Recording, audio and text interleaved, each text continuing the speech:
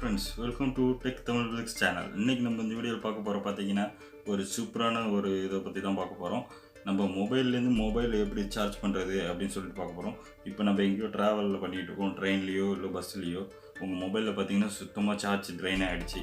இப்போ நம்ம சார்ஜ் பண்ணி ஆகணும். அந்த டைமிங் ஒரு சார்ஜரும் இல்லை உங்கள்கிட்ட. அப்படின்னா எப்படி சார்ஜ் பண்ணுறது அப்படின்னு சொல்லிட்டு உங்கள் ஃப்ரெண்டு மொபைலில் பார்த்தீங்கன்னா சார்ஜ் இருக்குது.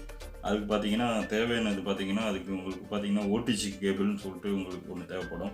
இதுதான் அந்த ஓடிஜி கேபிள். அதுக்கப்புறம் பார்த்தீங்கன்னா நார்மல் சி டேட்டா கேபிள், உங்கள் மொபைல் சார்ஜில் உள்ள சி டேட்டா கேபிள். இது பாருங்கள், இதே மாதிரி இது ரெண்டும் இருந்தால் போதும். இதை கனெக்ட் பண்ணிவிட்டு ஒன்று வந்து இந்த மொபைல்லையும் ஒன்று வந்து இந்த இன்னொரு மொபைலையும் கனெக்ட் பண்ணிட்டா ரெண்டு மொபைலுக்கும் பார்த்தீங்கன்னா சார்ஜ் ஏறிக்கும்.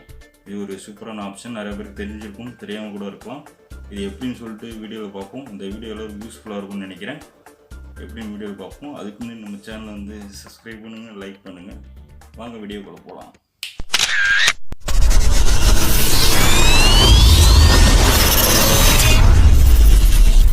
நம்ம இந்த வீடியோவில் என்ன பார்க்க போகிறோம் அப்படின்னா, ஒரு மொபைல்லேருந்து இன்னொரு மொபைலுக்கு எப்படி நம்ம சார்ஜ் பண்ணுறது அப்படின்னு சொல்லிட்டு பார்க்க போகிறோம்.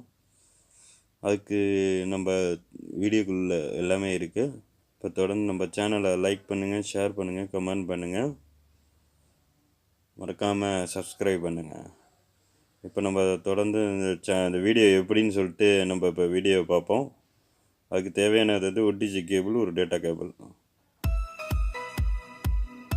இப்போ பார்த்தீங்கன்னா இதுதான் ஓடிஜி கேபிள். இதே மாதிரி இருக்கும் உங்களுக்கு ஓடிஜி கேபிள். இது வந்து பேக் சைடு பார்த்தீங்கன்னா நார்மல் பின் உங்களுக்கு சார்ஜர் பின் இருக்கும்.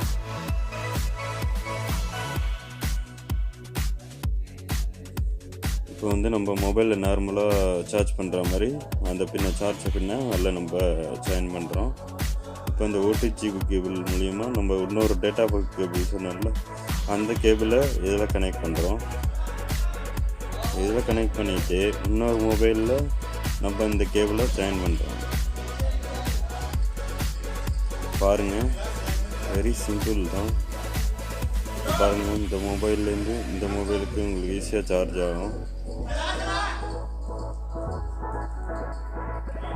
இந்த பாருங்கள், நான் யூஸ் பண்ணுறது இன்னொரு மொபைல் வந்து சாம்சங், இது வந்து சோனி. இப்போ பார்த்தீங்கன்னா பாருங்கள், ஈஸியாக சார்ஜ் ஆகுது. இதாங்க, வெரி சிம்பிள். இது எல்லாருக்கும் தெரிஞ்சிருக்கும். இருந்தாலும் இன்னும் தெரியாதவங்க இந்த வீடியோ பார்த்து தெரிஞ்சுக்கோங்க. மறக்காமல் நம்ம சேனலை சப்ஸ்கிரைப் பண்ணுங்கள், லைக் பண்ணுங்கள்.